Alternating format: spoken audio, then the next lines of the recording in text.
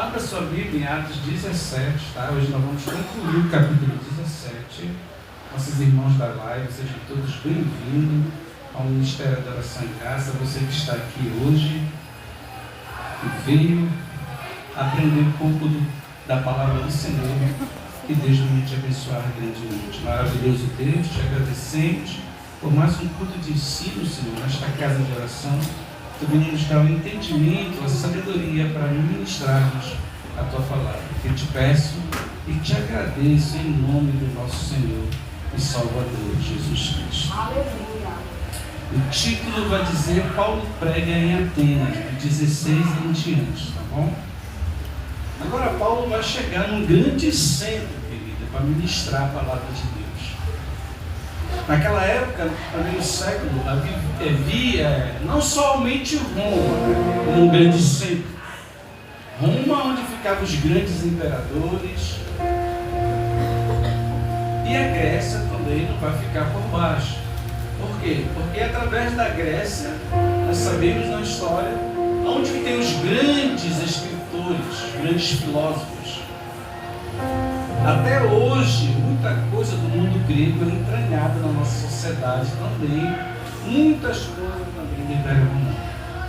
Principalmente a cultura grega. E naquela época, até as ruas, qualquer localidade que você chegasse na Macedônia e na Grécia, você ia encontrar um altar, uma imagem, adoração a tantos ídolos que tinham naquela cidade. Então Paulo agora, chegando em Atenas, onde tem aquele, até hoje, se você for na Grécia, você vai ver lá a grande construção que está lá, é o Pantenon. A adoração a Atenas era considerada uma deusa poderosa da fertilidade, da chuva, assim como Diana também dos Efésios. Então era muita idolatria que existia nessa cidade. Além de se adorar e prestar culto ao imperador de Roma, você também tinha que cultuar todos os ídolos do panteão grego-romano daquela época. Então, quando Paulo chega nesse grande centro, ele vai ficar assim meio abismado, impactado de ver as pessoas adorando tudo. Era como se você chegasse hoje na Índia, onde a população é bilhões de pessoas, e lá também as pessoas adoram muitos ídolos e principalmente todos os animais. Praticamente é um deus para eles. É nesse pensamento, é nessa jornada que Paulo está chegando na Grécia. E ele não vai deixar de pregar a palavra, o Evangelho do nosso Senhor Jesus Cristo, nesse grande centro cultural daquele tempo. Existia hoje a gente chama de estádio, né? Mas no tempo da Grécia que era Areópago, onde as pessoas ministravam ali, rolava teatro, danças. Então era um grande teatro, ao ar livre, quase não sabe. Esse negócio aí me atrapalha, esse jogo de bola toda quinta-feira. Sangue de Cristo. Então isso aí tira o raciocínio da gente, irmão. Mas é assim mesmo, né? Então, queridos irmãos, Paulo vai chegar e vai ministrar a palavra de Deus nesse tempo sempre. E vai pregar de uma maneira que as pessoas vão entender o que ele quer dizer. Porque é muito difícil para um grego idólatra, uma pessoa que é acostumada na idolatria, você tirar ela daquilo que ela aprendeu, que ela conviveu desde criança, desde a infância. Ela foi ensinada naquela cultura. Mas a palavra de Deus, querida, ela tem poder. Ela tem poder para penetrar juntas e medulas, a Bíblia diz. O importante é chegar no grande centro e ministrar a palavra de Deus. E aqueles que vão crer, aqueles que vão realmente gostar da palavra de Deus, serão impactados, serão salvos e serão transformados.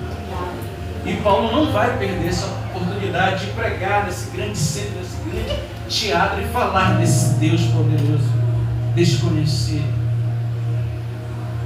E aquele empaquetou aquela sociedade. Mas como assim, rapaz, vem pregar uma coisa estranha, a gente nunca ouviu isso aí? E Paulo tenta pregar dentro da cultura deles, para que eles viessem entender que existia sim um Deus mais poderoso que Zeus, um Deus mais poderoso que Afrodite, um Deus mais poderoso que a própria Atenas. Paulo não vai deixar passar esse momento especial. Por isso que vai começar assim, o versículo 16 do capítulo 17. Enquanto Paulo esperava por seus companheiros lá em Atenas, ele foi na frente, esperando Timóteo e Silas que iam chegar, ficou profundamente indignado ao perceber que a cidade tinha ídolos por toda parte. Quando você se converte realmente de coração, se você for visitar, por exemplo, essas igrejas antigas, entrar nela, tu não vai se sentir mais bem. Uma vez eu fui lá naquela do centro ali da Sé, ela é antigona, né? Que eu fui entrar ali, eu vi um negócio, sabe? Eu não me senti bem com aquilo. É muito ídolo aqui. A gente sente o quê? Um peso muito forte. Porque agora nós somos espirituais e entendemos as coisas do Espírito. Então quando você larga dessas práticas, você sente esse peso. E foi isso que Paulo está sentindo. Porque ele conhece a verdade. Ele se entristeceu porque de ver aquelas pessoas adorando aqueles ídolos. E o Salmo 115 é bem claro. Dizer que o ídolo, o que é que ele não faz? Ele não come, ele não ouve, ele não anda. E como é que as pessoas adoram? Porque estão.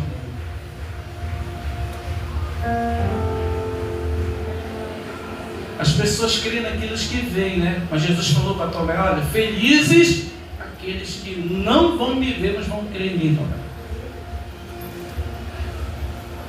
Porque o que vale para Jesus é você crer que Ele é o Filho de Deus. O que vale para a palavra é que você crê que Jesus é o Cristo que ressuscitou. É isso que vale para Ele. Então foi isso que aconteceu aqui com o apóstolo Paulo. Ele ficou indignado. E hoje, trazendo para os nossos dias, a idolatria está muito pesada, querido. Está muito pesada. As pessoas estão adorando tudo, querido, de uma maneira muito intensa. Até dentro da igreja. Eu já vi na rádio o cara mandando a mulher tomar a água para ela ser curada. Querida, a água é Jesus. A fonte é Jesus. Você não pode colocar nada, nenhuma coisa, nem água, nem objeto. O que vai te curar é a tua fé, querido. É a tua crença em Deus que vai fazer você ser curado. Não é a água do mar morto, não. Não é a água que eles querem enganar aqueles que não entendem a palavra, querido. Olha, irmão, pode tomar água aí que a água vai te curar. Quer dizer, tira a glória de Jesus. Você não pode tirar a glória que é de Deus, querido. Não era mais bonito ele falar: minha irmã, a senhora crê que Jesus possa lhe curar? Porque Jesus cura de longe, né? Chegou lá aquele centurião: olha, nem vai lá na minha casa. Só lança uma palavra que eu sei que se tu falar vai acontecer. É assim que o crente tem que ser. Você crê naquilo que você não vê. Isso é a fé, isso é confiar em Deus. Isso é a fé. Mas as pessoas querem ver, querem tocar, porque pensam que aquilo não vai acontecer. Às vezes acontece, mas não é Deus, querido. Às vezes acontece porque quando a pessoa ora com um ídolo, adora um ídolo, ela é curada. Não foi Deus que curou ela, não. Foi a fé dela naquilo que curou. Mas para Deus não vale isso aí, porque se a pessoa ficar nisso, ela morrer, ela vai para o inferno. Deus não, tu adora Ele, tu exalta o nome dEle, Ele te dá vida eterna, o passaporte para a vida eterna. O que é que o ídolo vai te dar? O que é que a água do mar morto vai te dar? As pessoas estão sendo enganadas porque não querem ensinar a palavra de Deus, não querem estudar a Bíblia. E Paulo vê essa cultura aqui também que não tinha o ensino da palavra, de ver uma sociedade idólatra. E hoje a mesma coisa. E nós temos que ter esse discernimento que Deus não troca a glória dele por nada.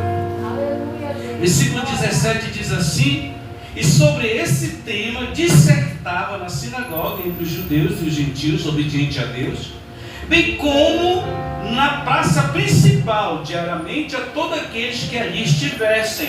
Então Paulo não somente agora prega na sinagoga, onde ele chegava, tinha uma sinagoga, ele ia lá pregar, mas agora ele vai lá para o centro, lá para a praça, meu irmão, pregar o evangelho ao vivo.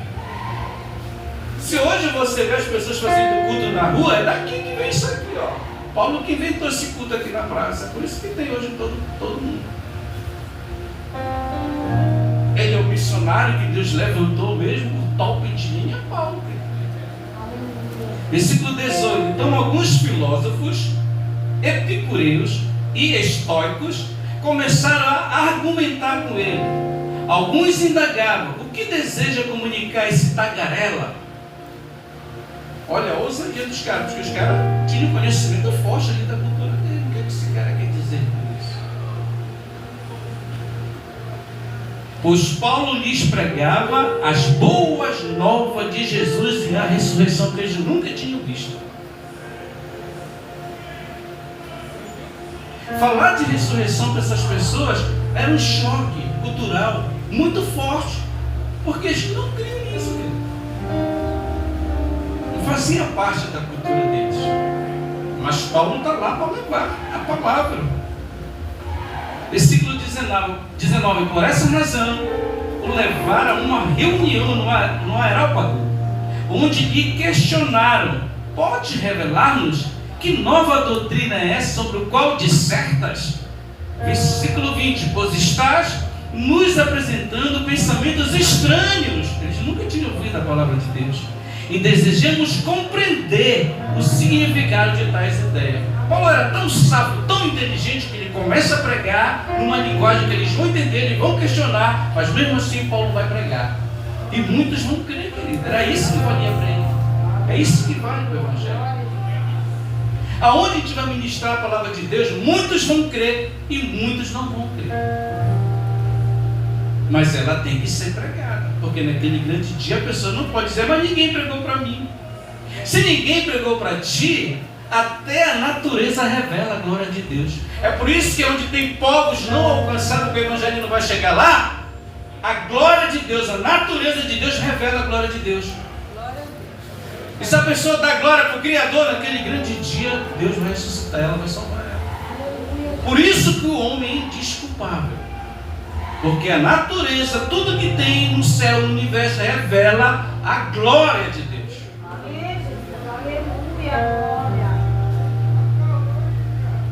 Versículo 21. Porquanto os cidadãos de Atenas, assim como todos os estrangeiros que ali viviam, não se preocupavam com outro assunto senão falar e procurar saber das últimas novidades que o apóstolo Paulo levou lá para pregar para a multidão. Ficaram impactados: mas que ensino é esse? Quem é esse rapaz? Muitas pessoas procuravam saber, porque a palavra realmente ela causa um efeito extraordinário em nossos corações. Versículo 22. Sendo assim, Paulo levantou-se no meio da reunião do Areópago e discursou: caros atenienses, percebo que sobre todos os aspectos sois muitíssimos religiosos, que eles eram mesmo da cultura deles. Pois caminhando pela cidade observei cautelosamente os seus objetos de adoração e encontrei até um altar com a seguinte inscrição: ao Deus desconhecido.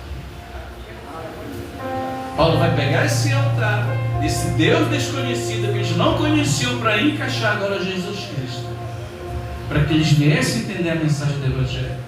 Aí no 24 Paulo vai dizer, quando Paulo vai abrir a boca para falar esse versículo agora, Paulo vai exaltar Yeshua no patamar dos patamares, porque ele vai dizer assim: olha, o Deus que criou o universo, porque Zeus para ele é o cara que manda em tudo.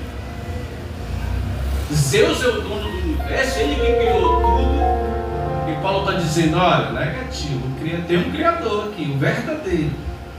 Por isso que ele começa no versículo 24: o Deus Criador, o Deus que criou o universo, e tudo que nele existe é o Senhor do céu e da terra, não Zeus, não Atenas, não Afrodite, não Baco, não Júpiter, vários ídolos que eles adoravam, não ao imperador, porque existia um culto ao imperador, ele era um Deus, entre aspas, né? E Paulo bate forte nesse versículo aqui, querido. E não habita em santuários produzidos por mão humanas. Já pensou Paulo falar isso naquela grande multidão aqui? Eu não tenho aqui como mostrar para você, mas vocês já estudaram, já viram como é aquele aréopago, né? Uma arena muito grande, a escadaria assim, ela é um círculo e as pessoas ficam sentadas assim. É muito grande, até hoje está as ruínas lá. A comprovar que a palavra de Deus é a verdade. É muito forte esse versículo 24. O Deus que criou o universo e tudo que nele existe é o Senhor do céu e da terra e não habita em santuários produzidos por mão humanas. Então, pode limar toda essa idolatria, todos esses ídolos daí, que isso daí não vale para o nosso Deus, o Deus poderoso de Israel. Versículo 25, ele também não é servido pelas mãos dos homens, como se precisasse de algo, porquanto ele mesmo concede a todos a vida, o fôlego, supre as nossas demais necessidades. Olha o que Paulo está falando. Versículo 26, e de um só homem, que é Jesus, de um só homem fez Deus todas as raças humanas. Está falando de Adão aqui. Aqui já dá um grande tapa nos darwinistas, né? Aqui Paulo está dizendo que a criação de Deus vem de Adão, desde lá do primeiro século. Que a doutrina de Darwin é mais para cá, mais recente. Mas Paulo está dizendo que de um só homem fez Deus todas as raças humanas. Então nós somos descendentes de quem? De Adão. Porque Adão foi feito do pó da terra, e fôlego de vida foi Deus que soprou nas narinas dele. Então, nós que cremos em Deus sabemos que somos descendentes do casal Adão e Eva. Pode falar, querida, você está no culto de ensino. Versículo 26, de um só homem fez Deus todas as raças humanas, a fim de que povoasse a terra.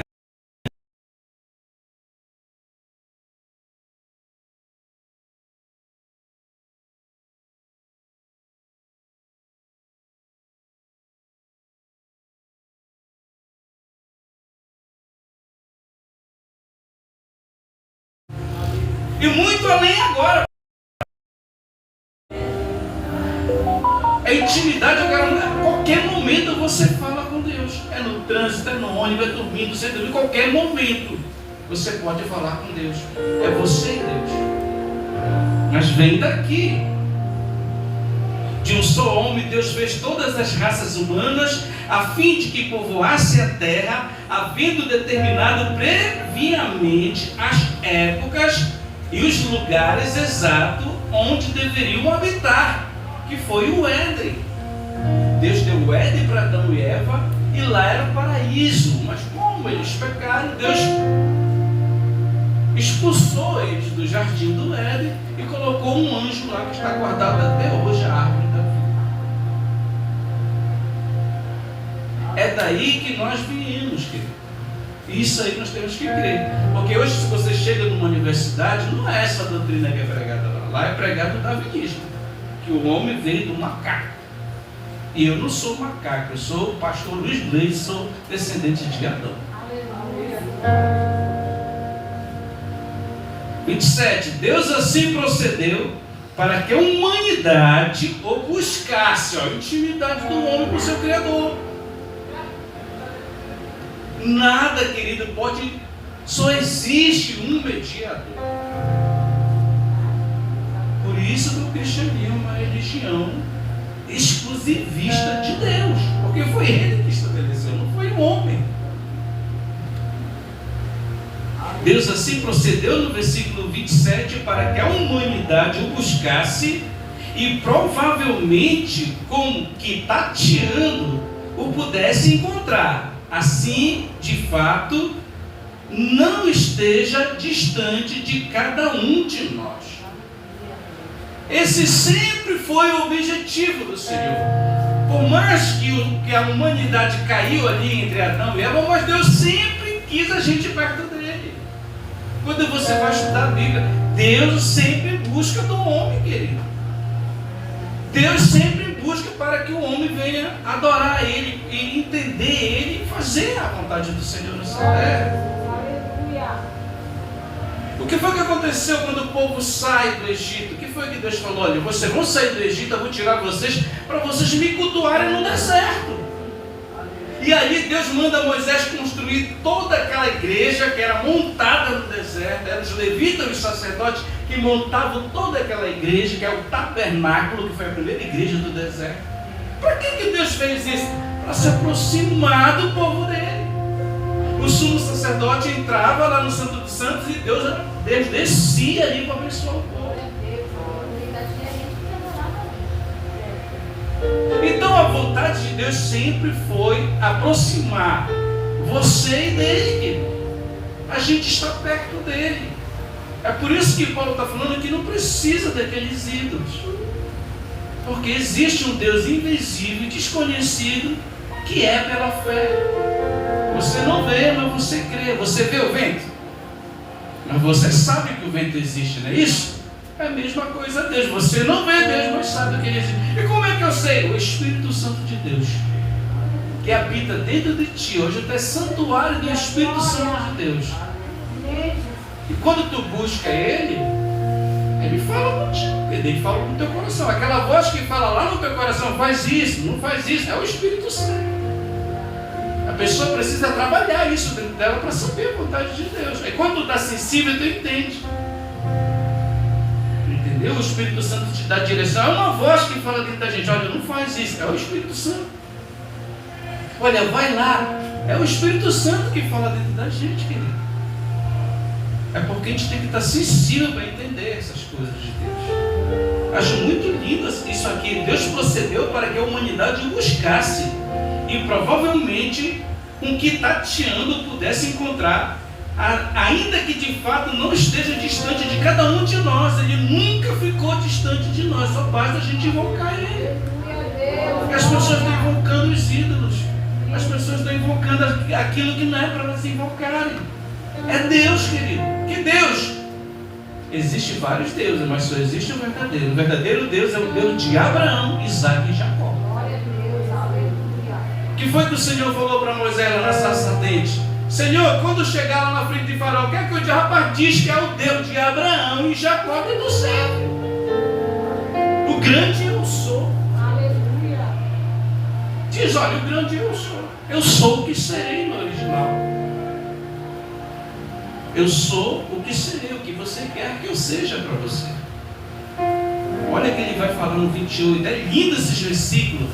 Pois nele vivemos, nos movimentamos e existimos. Aquilo que eu falei aqui domingo, que você respira porque Deus que te deu o pulmão para respirar.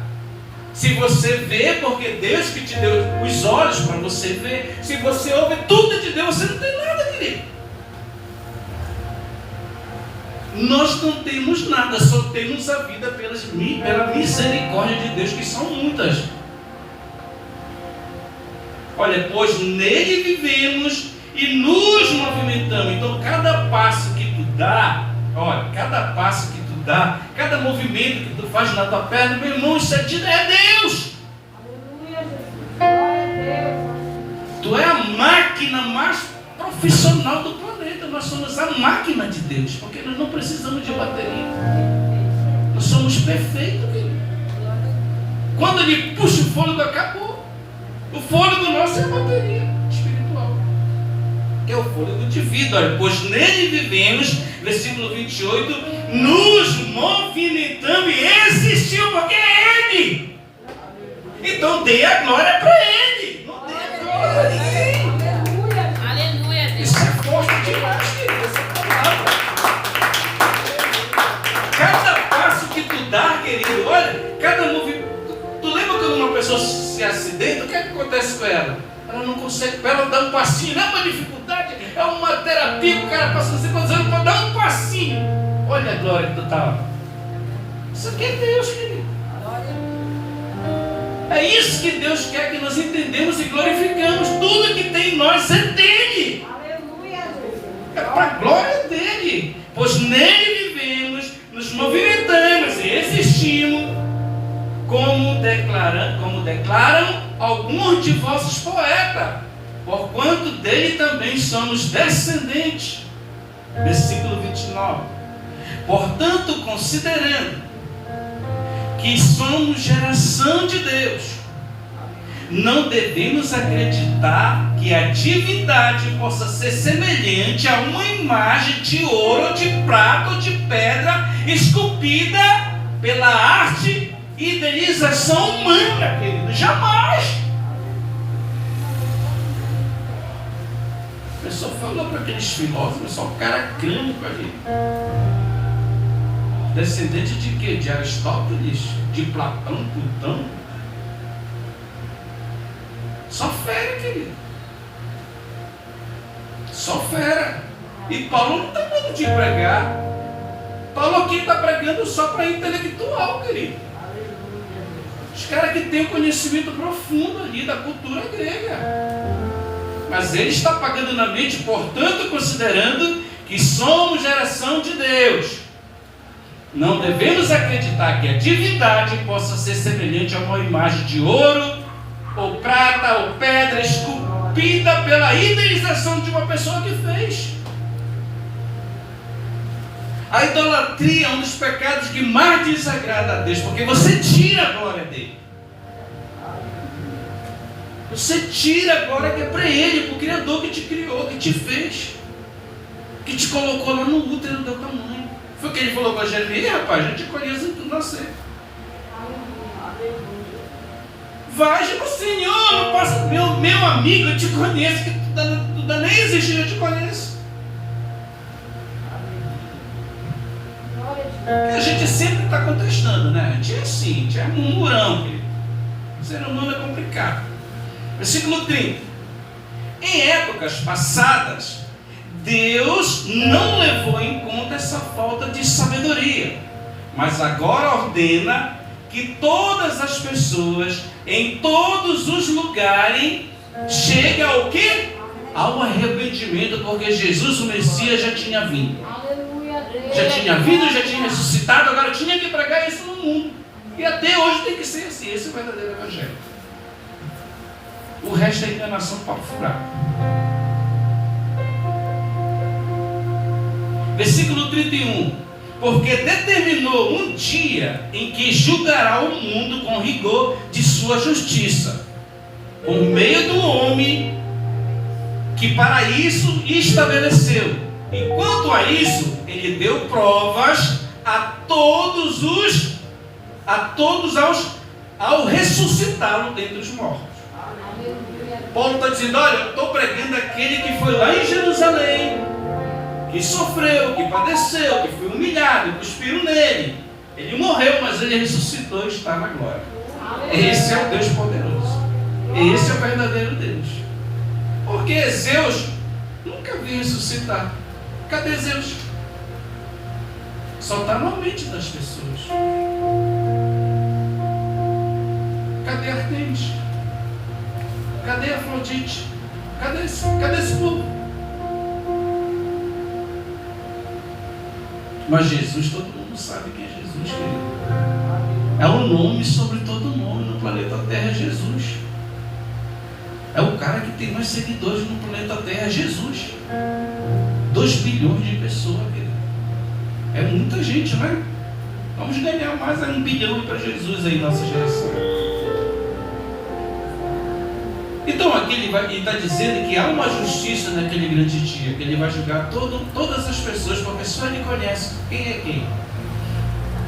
Versículo 32. Uns vão crer e outros não vão crer. Isso é a realidade do Evangelho. Entretanto, alguns deles, no versículo 32, assim que ouviram falar sobre a ressurreição dos mortos, começaram a dizer zombarias, porque eles nunca tinham ouvido isso. E outros ainda exclamavam sobre esse assunto: te daremos ouvido numa outra oportunidade. Muitos gostaram e muitos não gostaram.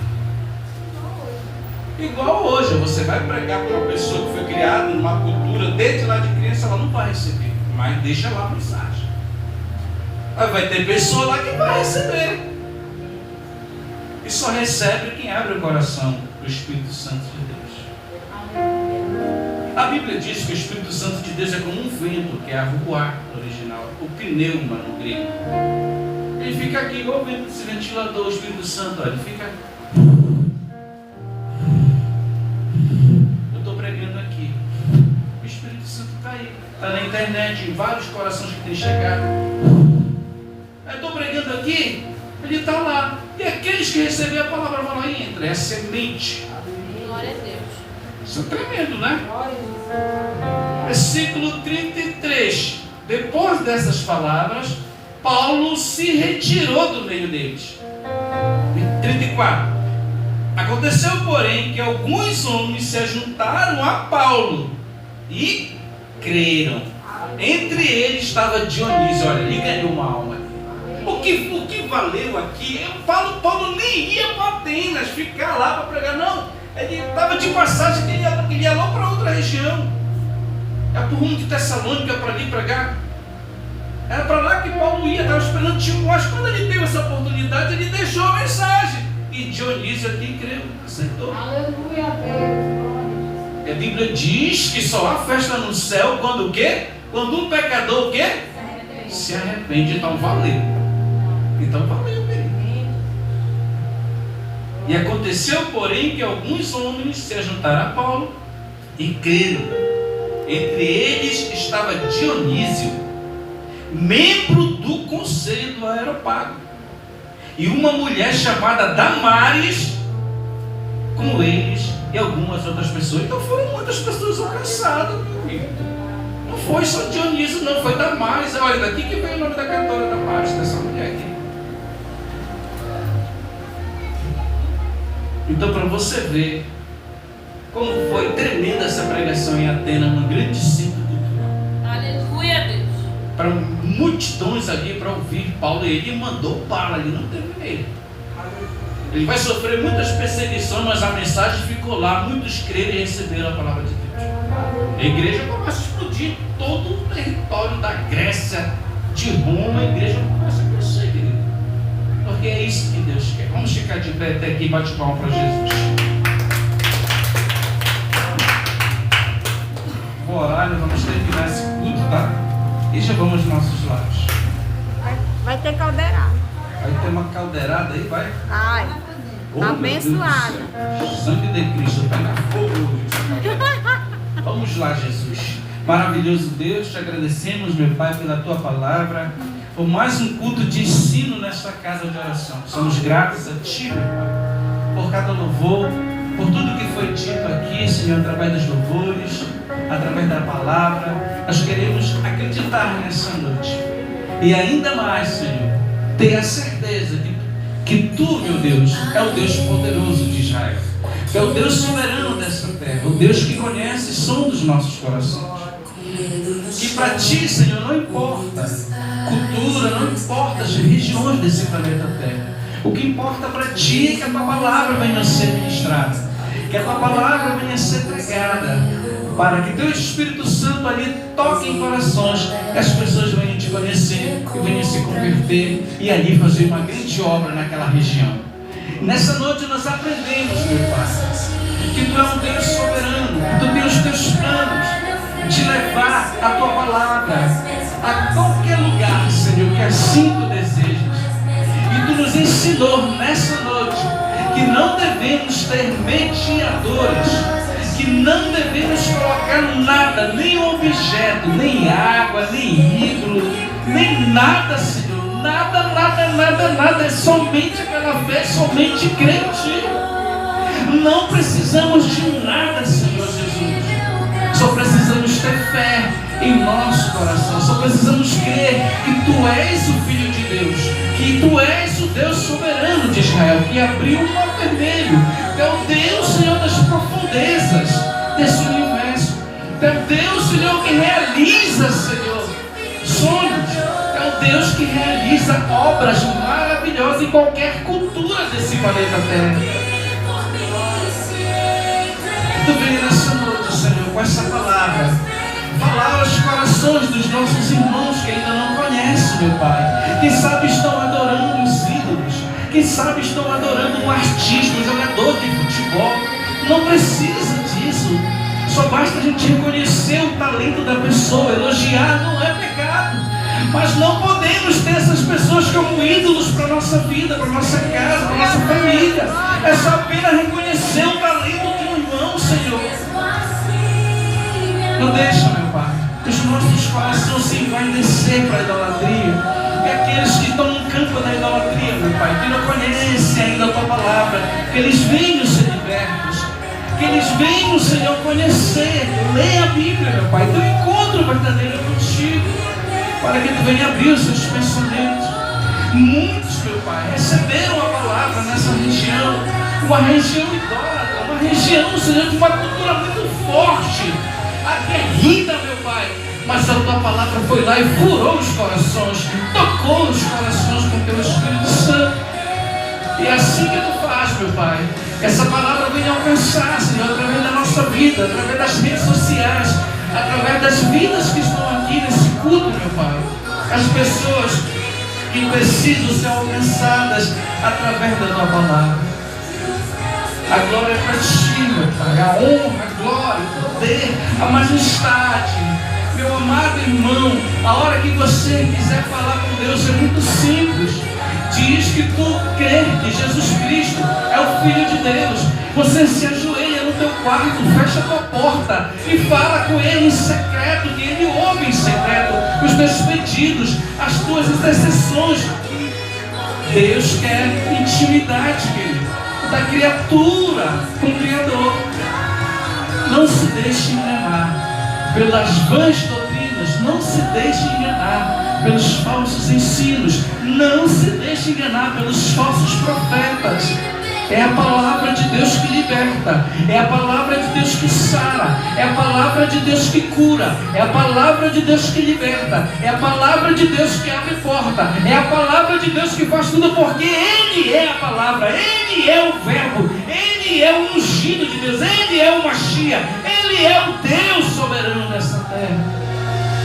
Por isso, nessa noite, Deus, nós Te apresentamos aqueles que estão enfermos. Se for da Tua vontade nessa noite, cura, Senhor. Nós estamos aqui profetizando salvação, primeiramente, para aqueles que ainda podem ser alcançados pelo poder da Tua palavra, que eles venham ser salvos, primeiramente, que eles venham ser curados também, meu Pai. Faz maravilhas. Mostra, Senhor, a Tua unção, a Tua autoridade, o Teu Espírito Santo na vida daqueles que estão sofrendo, que estão querendo nessa noite uma oração, Senhor, de cura, uma oração, Senhor, de portas abertas, uma oração de salvação da sua casa, dos seus filhos, da sua família. Por isso nós Te apresentamos todas as famílias desse ministério, todas as famílias do Brasil e do mundo, daqueles que querem Te conhecer, meu Pai. Vai em encontro, meu Pai, daqueles que estão debaixo de um viaduto, daqueles que não têm uma casa para morar, daqueles que estão sofrendo do órfão, da viúva, Senhor, nessa noite, aqueles que estão sofrendo nos hospitais, aqueles que não têm pai, aqueles que não têm mamãe, aqueles que não têm, Senhor, uma família. Nessa noite nós Te apresentamos em oração. Nós Te apresentamos, meu Pai, o traficante, o macumbeiro nessa noite. Nós Te apresentamos, meu Pai, os mendigos, as prostitutas nessa noite. Nós Te apresentamos, meu Pai, nessa noite, aqueles que estão fracos na fé, aqueles que se afastaram do Teu caminho. Traz ele de volta, meu Pai. Traz ele de volta para a Tua casa. Faz príncipe da Tua casa, para a glória do Teu santo nome. Por isso, nessa noite, Pai, abençoa a nossa vida, abençoa as nossas petições, abençoa os nossos projetos, abençoa os nossos sonhos. Abençoa nessa noite, nos dá força para prosseguir, nos dá força para caminhar. Não deixa, Pai, a gente desistir no momento de dor, no momento angústia, no momento da tribulação, mas sim que Tu venha nos encher de uma maneira sobrenatural para que possamos resistir o dia mal e que possamos